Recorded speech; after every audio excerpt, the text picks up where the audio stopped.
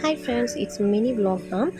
Saturday morning தான் video shoot பண்ணிட்டுருந்தேன். அன்றைக்கி அம்முட்டிக்கு வந்து ஸ்கூல் வந்துடும். ஸோ ஸ்கூலுக்கு கிளம்பிட்டான். 9 o'clock மேலே தான் பாப்புட்டி வந்து தூங்கியிருந்தா. ஸோ பாப்புட்டிக்கு வந்து ஹெவி ஃபீவர். ஸோ அவளுக்கு உடம்புக்கு முடியும். அது மட்டும் இல்லை, எனக்குமே 2 நாளாக fever plus throat pain. So அம்முட்டியை ஸ்கூலுக்கு அனுப்பிட்டு எங்களோட வேலைக்கு எந்த மாதிரி இருக்குன்னு அன்றைக்குள்ள டேயை வந்து சின்ன சின்ன கிளிப்பிங் தான் வந்து ஆட் பண்ணியிருந்தேன். மார்னிங் வந்து தோசை தான் அம்முட்டி கொடுத்துட்ருந்தேன். மதியானத்துக்கு பார்த்தீங்கன்னா பெப்பர் போட்டு எக்கு போட்டு சாதம் தான் கிண்டி கொடுத்துருந்தேன். கிச்சன் பார்த்தீங்கன்னா இந்த மாதிரி மெஸ்ஸியாக தான் இருக்குது. ஸோ இந்த க்ளீன் பண்ண ஸ்டார்ட் பண்ணோம்.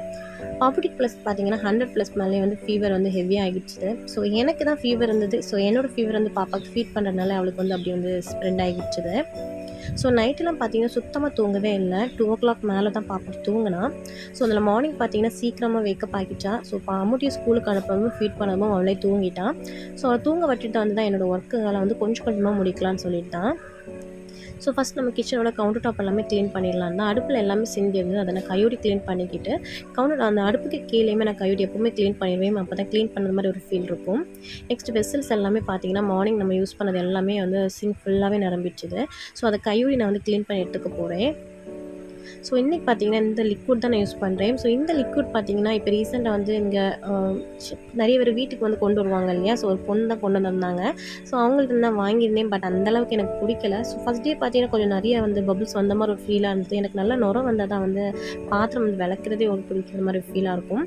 ஸோ இது பார்த்தீங்கன்னா முதல் நாள் நல்லா வந்து மரம் வந்துருது. அதுக்கப்புறம்லாம் பார்த்தீங்கன்னா அந்தளவுக்குலாம் இல்லை. எப்பண்டா தீரும், நெக்ஸ்ட் வாங்கிக்கலாம் தான். ஸோ மார்னிங் வந்து எனக்குமே நான் தோசை எடுத்துக்கல. நானுமே இந்த பெப்பர் ரைஸ் தான் எடுத்துக்க போகிறேன். ஏன்னா எனக்கு ரொம்பவே த்ரோட் பெயின். அது மட்டும் இல்லை, ரொம்ப உடம்புக்கும் முடியாத மாதிரி ஒரு ஃபீல். ஸோ அதனால் நான் தோசைலாம் எடுத்துக்கல.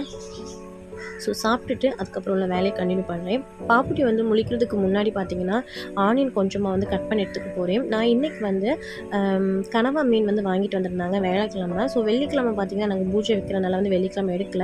ஸோ அதனால் சனிக்கிழமை எடுத்துக்கலாம்னு சொல்லிட்டு தான் 2 நாள் ஆகிடுச்சுல. அதனால் இன்றைக்கி வச்சிடணும் தான். கனவா மீன் தொக்கும் ஃப்ரையும் பண்ணிக்கலானே. ஸோ அதுக்கு வந்து மெயினே வந்து பல்லாரி தேவைப்படும். அதில் 3 பல்லாரி ப்ளஸ் 2 தக்காளியே இதே போல் குட்டி குட்டியாக கட் பண்ணி எடுத்துக்கிறேன். ஸோ மார்னிங் எழுந்திரிச்சதுமே நான் டீ குடிக்கல. கொஞ்சம் லேட்டாக தான் வேக்கப் ஆகியிருந்தோம். ஸோ அம்முட்டியை ஸ்கூலுக்கு ரெடி பண்ணதுக்கு எனக்கு டைம் கரெக்டாக இருந்தது. ஸோ இப்போ வந்து ஆனியனையும் தக்காளியும் வந்து கட் பண்ணி எடுத்துக்கிட்டேன். ஸோ நம்ம மார்னிங் வந்து சாதம் சாப்பிட்டேன். அது கூட வந்து டீ குடிக்கணும் போல் இருந்து கொஞ்சம் ரிலாக்ஸாக டீ குடிக்கலான்னு உட்காந்துட்டேன். ஸோ கையோடி பார்த்தீங்கன்னா இன்றைக்கி கொஞ்சம் மார்னிங்கே வெயில் அடிக்கிற மாதிரி இருந்தது. ஸோ மிஷினில் வந்து லோட் பண்ணி விட்டுட்டோம்னா அது 1 ஹவரில் வந்து நல்லா தோச்சி காய்ச்சி கிடச்சிடும். நெக்ஸ்ட் வந்து காய போட்டு எடுத்துடலாம். ஸோ பாப்புட்டி பார்த்தீங்கன்னா இடைக்கல முழிச்சிட்டு தான் இருந்தால் தட்டி விட்டுட்டு தான் வந்திருந்தேன். கையோடி பார்த்தீங்கன்னா மிஷினில் துணி போட்டு வெளியே வர மாதிரி முழிச்சிட்டான். ஸோ கொஞ்ச நேரம் அவளை வெளியெல்லாம் காமிச்சிட்டே இருந்தேன். அழுதுட்டு தான் இருந்தால். உடம்புக்கு முடியாட்டால் கண்டிப்பாக குட்டீஸ் வந்து அழுதுட்டு தான் இருப்பாங்க. ஸோ கொஞ்ச நேரம் அந்த லவ் பேர்ட்ஸ் கிட்டெல்லாம் கோழியெல்லாம் காமிச்சு கொடுத்தும் போது அவள் சுத்தமாக வந்து சரியாகவே இல்லை. நல்லா வந்து அலை ஸ்டார்ட் ஆகிற மாதிரி தான் இருந்தா. ஸோ கை விட்டு சுத்தமாக இறங்கவே மாட்டாள். அவளுக்கு சும்மாவே அப்படி தான். அது உடம்பு முடியாட்டா சுத்தமாக கை விட்டு இறங்க மாட்டாள். ஸோ அப்படி கொஞ்ச நேரம் லவ் பேர்ட்லாம் காமிச்சுக்கிட்டோம். அவன் மைண்டை வந்து டைவர்ட் பண்ணிட்டு இருந்தேன். ஸோ நான் கொஞ்சம் வந்து பெப்பர் ரைஸ் சாப்பிட்டுட்டு ஹாலில் வச்சுருந்தேன். அந்த தட்டிலேருந்து 2-3 பீசஸ் எடுத்து அவள் வாயில் சாப்பிட்டுட்டு அவளுக்கு அந்த பெப்பர் எக் வந்து பிடிச்ச மாதிரி ஒரு ஃபீலாக இருந்தது. சரி, ஓகே, அவளுக்கு நம்ம பெப்பர் எக்கே போட்டு கொடுப்போம் அப்படின்னு சொல்லிட்டு கொஞ்சமாக பெப்பர் ப்ளஸ் சால்ட் போட்டு எக்கை வந்து நல்லா கிராம்பிள் பண்ணி கொடுத்துருந்தேன். ஸோ கொஞ்சமாக விதைச்சா சாப்பிடுவான்னு பார்த்துருந்தேன். 2-3 பீசஸ் வந்து வாயில் வச்சுருந்தேன். அதுக்கப்புறம் அவள் சுத்தமாக அதை எடுக்கவே இல்லை. அப்படியே விட்டுட்டான். நானுமே வந்து ரொம்ப ஃபோர்ஸ் பண்ணி கொடுக்கல. சரி, சாப்பிட முடிஞ்ச அளவுக்கு சாப்பிட்டுட்டும் அதுக்கப்புறம் பார்த்துக்கலாம் அப்படின்னு சொல்லிட்டு அன்றைக்கி ஃபுல்லாகவே மில்க் மட்டும் தான் வந்து ஃபீட் பண்ணேன். இது பார்த்திங்கன்னா கனவா மீன் வந்து நீட்டாக வந்து கட் பண்ணி எடுத்து மேக்னேட் பண்ணி வச்சுட்டேன் ஃப்ரைக்கு. ஸோ இதெல்லாம் வீடியோ கிளிப்பிங் எடுக்கணும்னு இருந்தேன். பாப்புட்டி வந்து ரொம்ப முடியாதனால அவளை பார்த்து தான் வந்து கட் பண்ணிகிட்டு இருந்தேன். ஸோ அதில் எந்த கிளிப்பிங்குமே எடுக்கலை. ஸோ பாப்புட்டி வந்து ரொம்ப அழுதானா இங்கே தான் வந்து கூட்டிகிட்டு போக சொல்லுவாள். இங்கே மாடு, ஆடு, அப்புறம் பறவையெல்லாம் நிறைய இருக்கும். அவளுக்கு வந்து அந்த கோழி மேலாம் ரொம்ப இன்ட்ரெஸ்ட் உண்டு. அந்த ஆடு, பூனை இதெல்லாம் காமிக்கிறதுக்காக எங்கள் வீட்டு பக்கத்தில் வந்து பேக் சைடு கூட்டிகிட்டு வந்திருந்தேன். ஸோ அப்படியே மைண்டை கொஞ்சம் டைவர்ட் பண்ணுவா அப்படின்னு சொல்லிட்டு.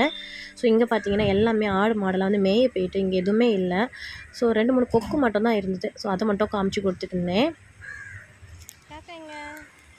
ஸோ வீட்டுக்குள்ளே இருந்தால் கண்டிப்பாக அவளுக்கு இரிட்டேட்டாக தான் இருக்கும். அழுதுகிட்டே இருப்பாள். அப்போ எனக்குமே கொஞ்சம் கஷ்டமாக இருக்கும். ஸோ ஆல்ரெடி எனக்கு வந்து த்ரோட் பெயின் ஃபீவர்லாம் இருந்ததுனால ஸோ அதில் வெளியே கூப்பிட்டு வந்தால் கொஞ்சம் நேரம் ஃப்ரீயாக இருப்பான்னு தான் கொஞ்சம் கூட்டிகிட்டு வந்தேன். அது மட்டும் இல்லை, அவளுமே கொஞ்சம் வேடிக்கை பார்த்துட்டே இருந்தாள்.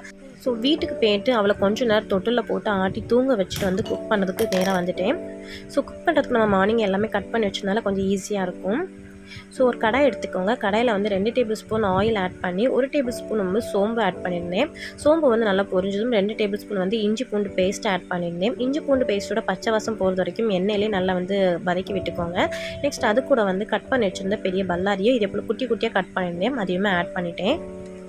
பல்லாரி வந்து நல்லா வந்து வதக்க விடுங்க. எண்ணெயிலே நல்ல சுருள கோல்டன் கலர் அளவு வதங்கினா தான் இதோட தொக்கோட டேஸ்ட் ரொம்ப நல்லாயிருக்கும். பல்லாரி வதங்கிறதுக்கு வந்து ஒரு டேபிள் ஸ்பூன் வந்து பரல் உப்பு ஆட் பண்ணியிருந்தேன். உப்பு ஆட் பண்ணனா பல்லாரி வந்து நல்லா வந்து வதங்கி கிடச்சிடும். இந்த அளவுக்கு வந்து நல்லா வதங்கி கிடச்சதும் இது கூட நம்ம மசாலாஸ் எல்லாமே ஆட் பண்ணிக்கலாம்.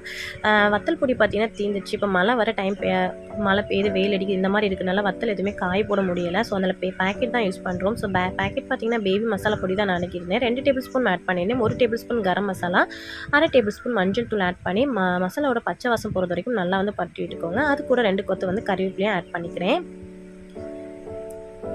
நெக்ஸ்ட் அந்த மசாலா வந்து கறிக்கக்கூடாதுல, அதுக்காக வந்து ஒரு 2லேருந்து 3 டேபிள் ஸ்பூன் போல் வாட்டர் ஆட் பண்ணி நல்லா வந்து வதக்கி விட்டுக்கிறேன். நெக்ஸ்ட் இது கூட நம்ம வந்து கட் பண்ணி வச்சுருக்கோம் இல்லையா 2 தக்காளி. ஸோ தக்காளி ஆட் பண்ணிக்கலாம். நல்லா குட்டி தக்காளினால நான் 2 ஆட் பண்ணியிருந்தேன். உங்களுக்கு மீடியம் சைஸ் தக்காளினா 1 போதும்.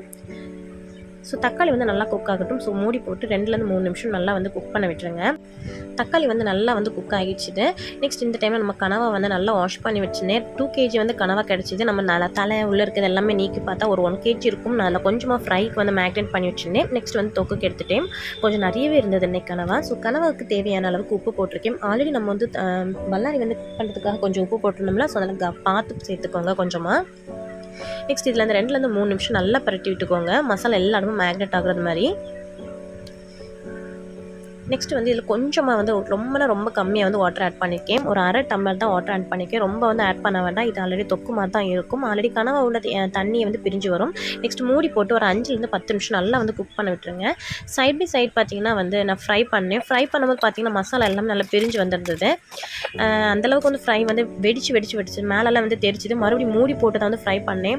ஸோ லாஸ்ட் வந்து மிச்சம் இருக்கிறதையும் என்ன பண்ணிட்டேன்னா, என்ன ஃப்ரை பண்ண வேண்டாம், என்ன வெடிக்குது நல்லா அப்படின்னு சொல்லிட்டு மொத்தமாக சேர்த்து தொக்கு கூட கொட்டிட்டேன். மசாலா தடவி வச்சுருந்தது. ஃபைனலாக பார்த்தீங்கன்னா தொக்கோடைய ஃப்ரை தான் ரொம்ப டேஸ்ட் நல்லா இருந்தது.